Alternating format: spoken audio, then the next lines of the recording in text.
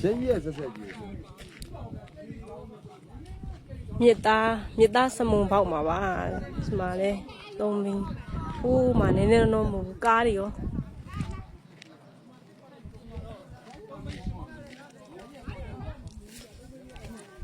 မကြည့်အောင်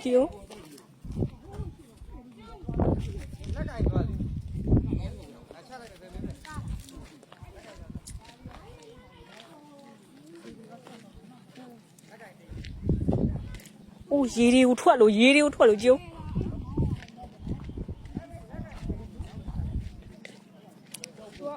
အောက်ထဲမှာမြေကြီးထားတဲ့အချိန်နဲ့တ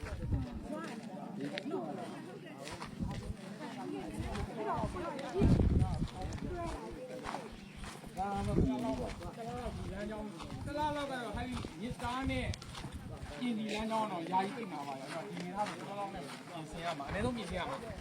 တရားကတော့ထိခိုက်မှုတိတ်မရှိပေမဲ့ဒီပြည့်ရကြောင်းကြတော့အင်မတန်မှဟိုမှာကားကြီးဟုတ်ကား